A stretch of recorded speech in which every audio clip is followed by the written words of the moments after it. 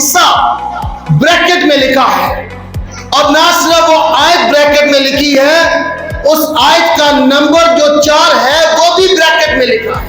कौम बनी इसराइल पर 3 ईदें फर्ज थी, और खुदा यीशु मसीह ने उसे कहा, उठ, अपनी चारपाई उठा और चल फिर। पीरोशीद में वो पानी वहां खड़ा रहता था, ये रावली के करीब, और एक और वजह के वहां खुदा का फरिश्ता नहीं आता था ना, तो जिसका मतलब है रहम का घर।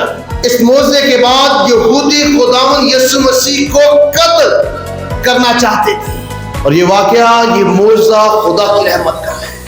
खुदा के पाक नाम में आप सबकी सलामती हो। आज जो हवाला आपके सामने तलावत किया गया है वो यूहन्ना रसूल की इंजील में से है, और यूहन्ना के बारे में हम जानते हैं कि वो अपनी इंजील में खास तौर पर खुदावंद यीशु मसीह की अलूहियत और खुदावंदियत को साबित करता है, और इस मकसद के लिए वो अपनी इंजील में खुदावंद यीशु मसीह के 7 इलाही दावों और 7 मोज़ात को कलमबंद करता है, ताकि हर दौर के ईमानदार और मैं और आप ये जाने कि हमारी दुनियावी, रूहानी और जिस्मानी बढ़ोतरी और तरक्की सिर्फ खुदावंद यीशु मसीह में है। और उन मोज़ात में से एक मोज़े पर आज हम गौर करेंगे, जिसका बयान यूहन्ना की इंजील उसके 5वें बाब की पहली आयत से 16 आयत में किया गया है। ये मौज़ा खुदावंद यीशु मसीह के मशहूर मौज़ात में से एक है, और ये मौज़ा एक लिहाज से मुनफरिद मौज़ा है, क्योंकि ये मौज़ा सिर्फ खुदावंद यीशु मसीह की कुदरत को, इख्तियार को जाहिर नहीं करता, बल्कि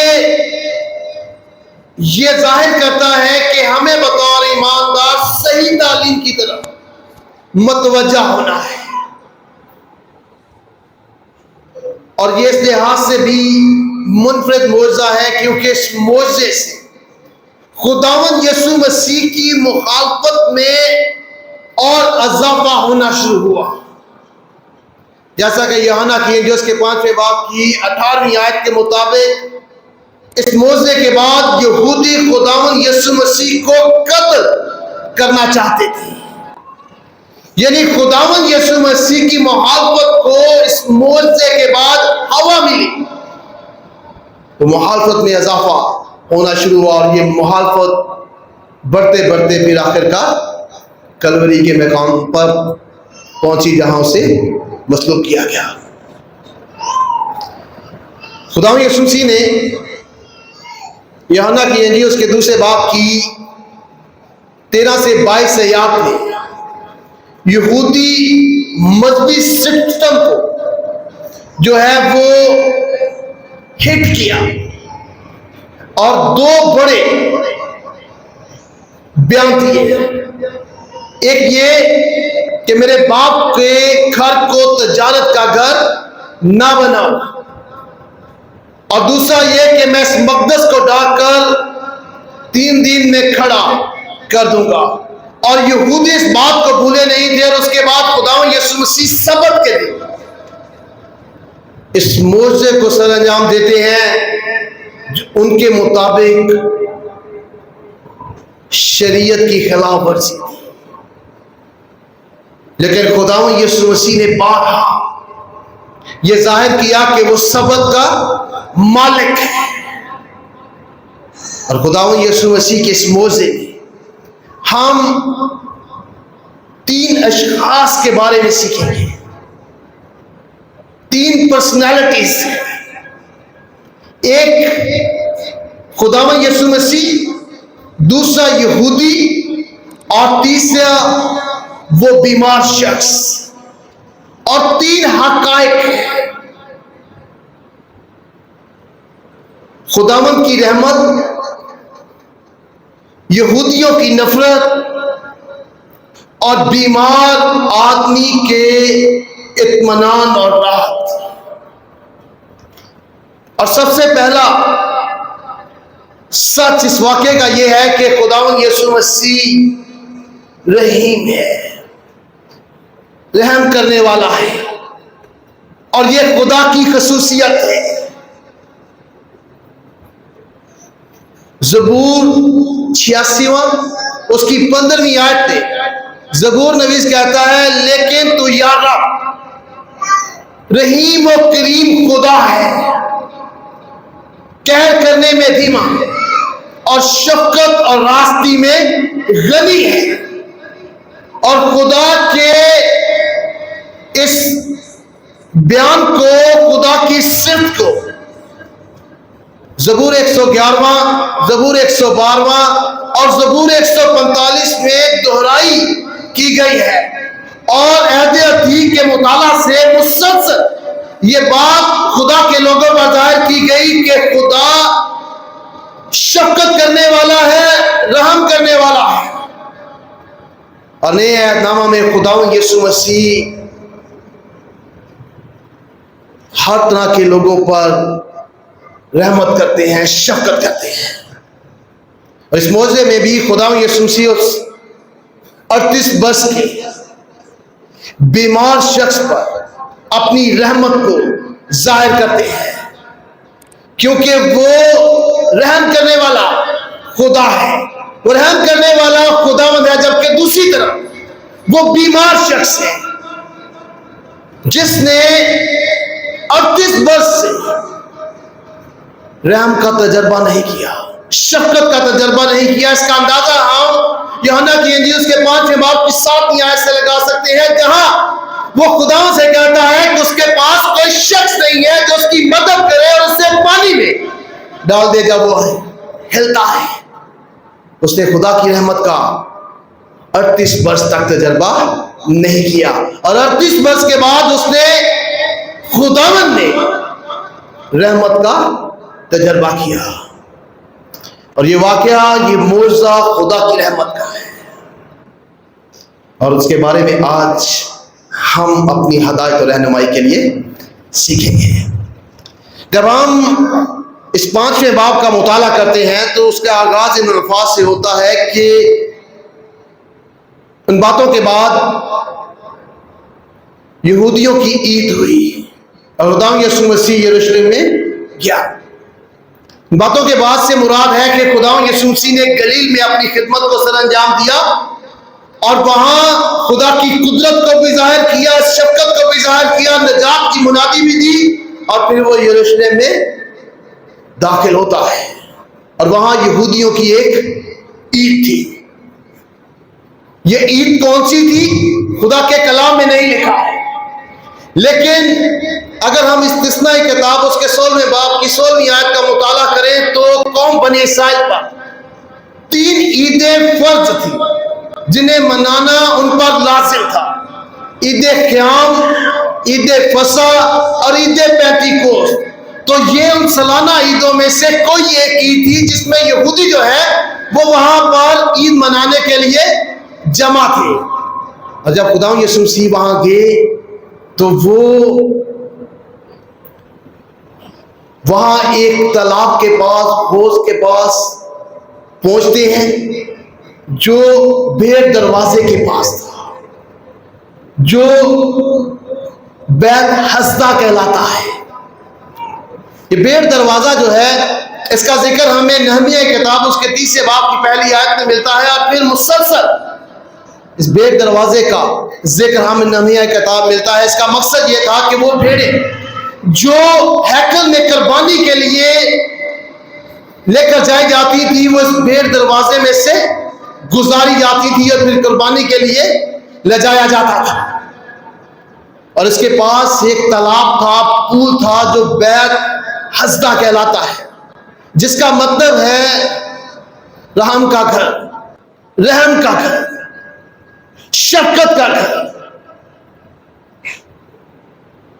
और ये इसलिए वो कहा जाता था क्योंकि वहां ये माना जाता था कि खुदावंद का फरिश्ता उतरता है, वो पानी को हिलाता है और जो पहले उसमें जाता है वो उसकी जिस किसी किस्म की बीमारी क्यों ना हो वो शिफा पाता है।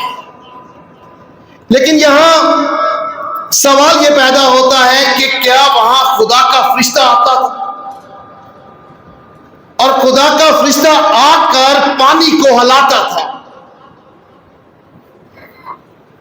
और इस सवाल का जवाब यह है कि वहां खुदा का फरिश्ता नहीं आता था और उसकी चंद वजूहात हैं। सबसे पहली वजह तालीमी है, इल्मी वजह है, और वो इल्मी वजह यह है कि वो हिस्सा ब्रैकेट में लिखा है, और ना सिर्फ वो आयत ब्रैकेट में लिखी है, उस आयत का नंबर जो 4 है वो भी ब्रैकेट में लिखा है। और जो बच्चे पढ़े लिखे हैं और जिनके पास बाइबल है वो इससे देख सकते हैं। और इल्मी सतह पर जो चीज ब्रैकेट में लिखी होती है वो असल मतन का हिस्सा नहीं होती है, वो असल मतन में शामिल नहीं होती है, लेकिन समझाने के लिए उसे नोट के तौर पर तहरीर किया जाता है जो चीज ब्रैकेट में लिखी जाती है। और बाइबल मुकद्दस का ये हिस्सा, ये आयत और उस आयत का नंबर ब्रैकेट के अंदर है जो असल मतन का हिस्सा नहीं है। समझाने के लिए लिखा गया है कि उस वक्त लोगों का ये मानना था कि खुदा का फरिश्ता जो है वो आता है और पानी को हिलाता है और जो पहले उतरता है वो शिफा पाता है। लेकिन हकीकत में खुदा का फरिश्ता नहीं आता था, ये लोगों का मानना था, ये मिथ थी, ये क्यास राय थी।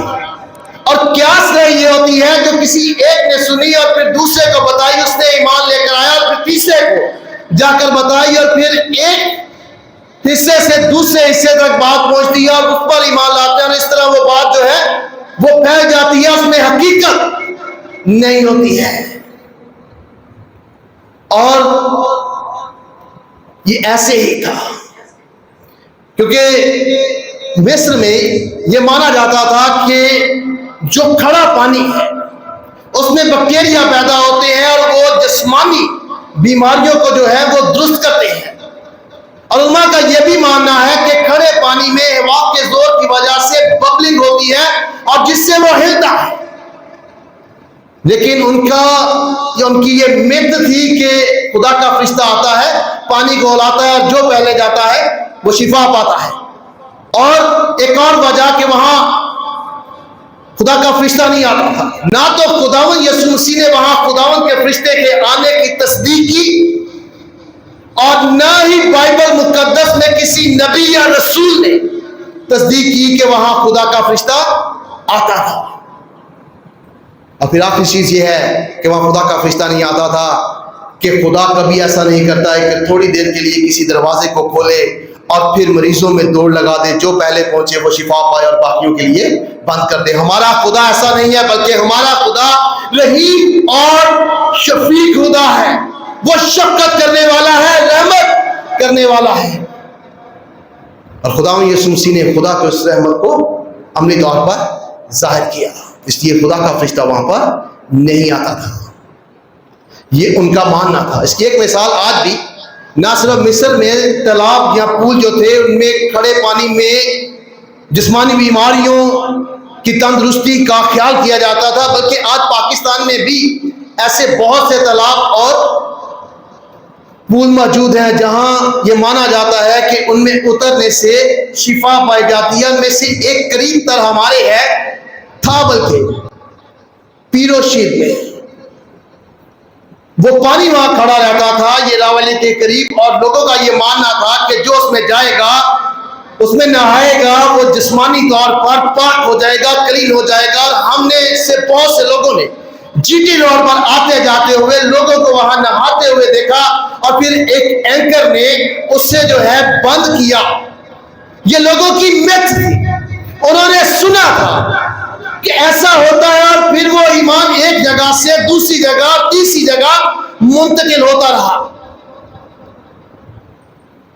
लेकिन असल चीज यह है कि वहां उस वक्त भी लोग पानी के हिलने का इंतजार करते थे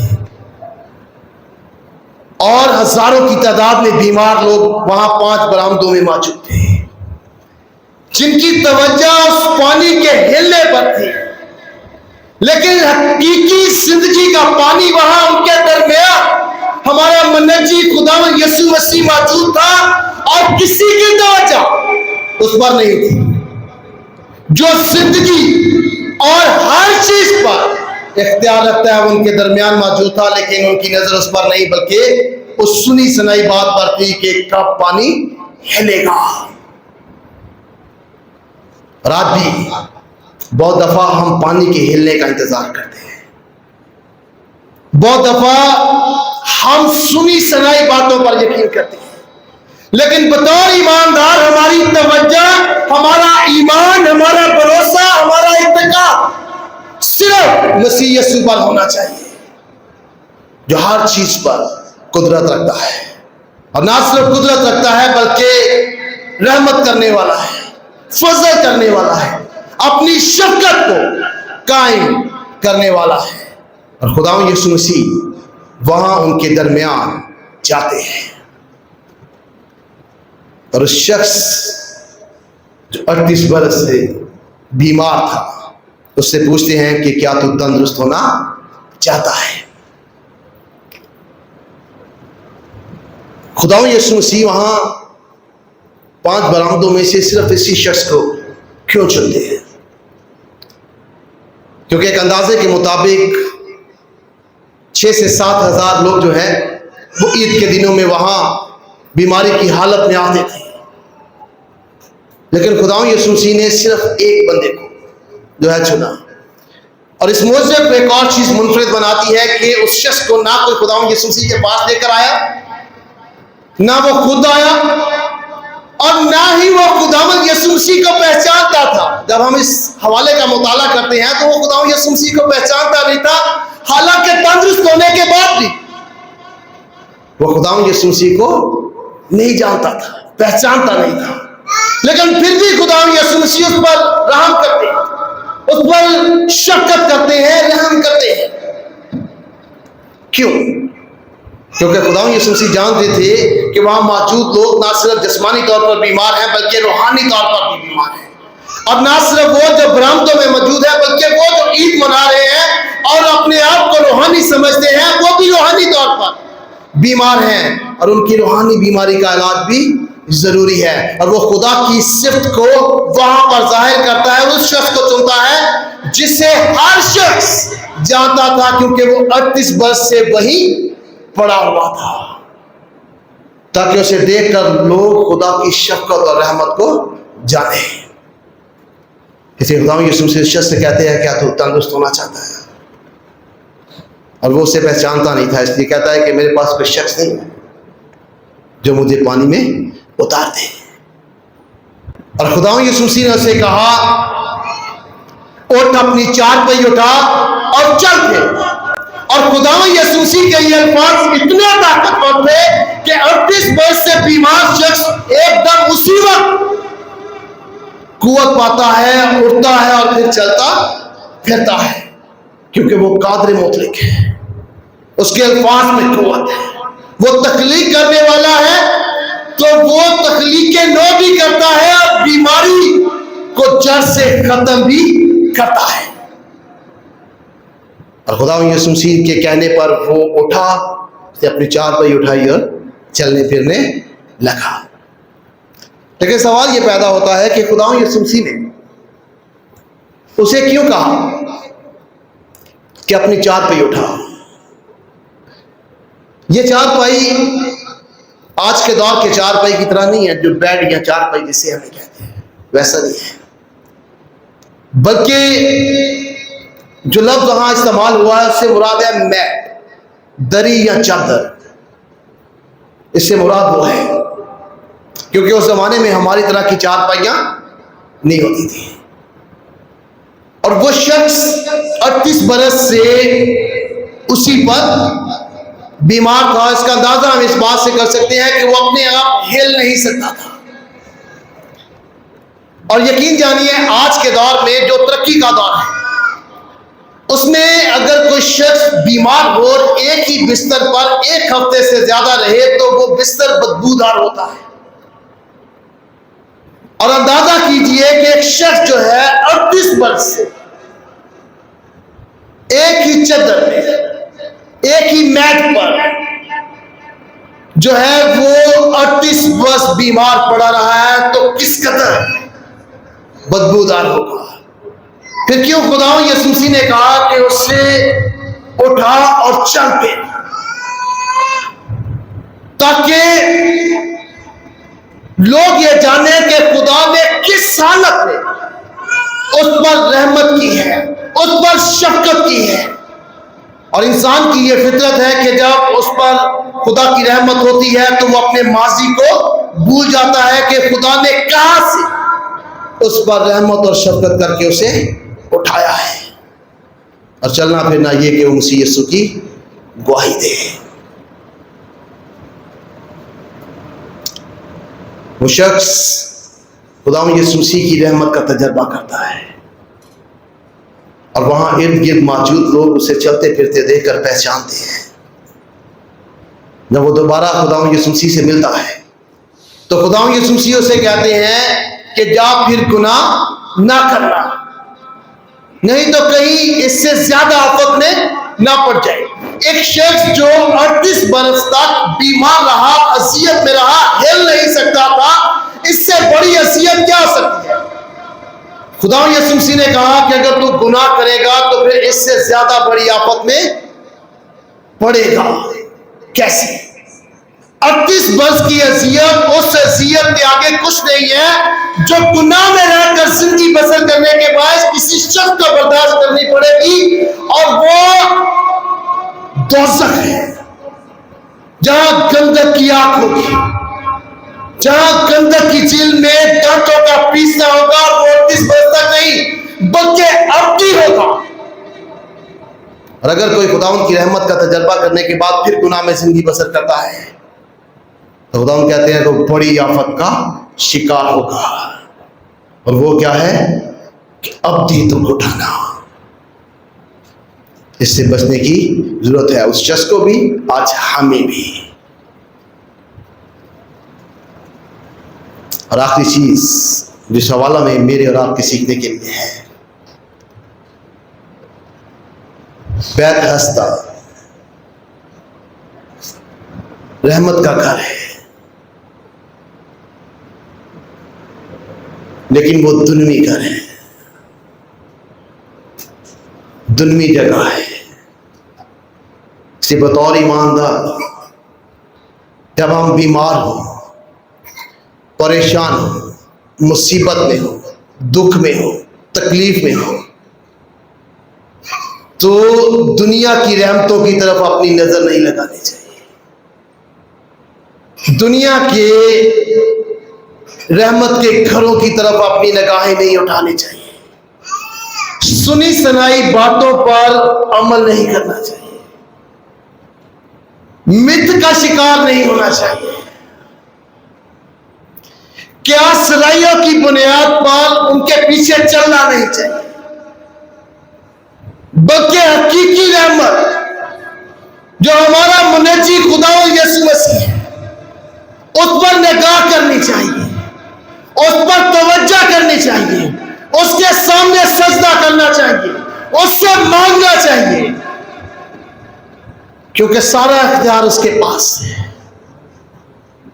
और हमारी तवज्जो इर्द गिर्द से, लोगों से, सुनी सुनाई बातों पर, दुनवी रहमत के घरों से हटकर खुदावंद यीशु मसीह पर होनी चाहिए। फिर खुदावंद हमारी जरूरत को पूरा करेगा और हम पर रहमत और अपनी शफकत को नाजिल करेगा। और जब वो हम पर अपनी रहमत और शफकत को नाजिल करेगा तो फिर ना सिर्फ वो हमें जिस्मानी तौर पर तंदुरुस्त करेगा, बल्कि रूहानी तौर पर भी मजबूत करेगा।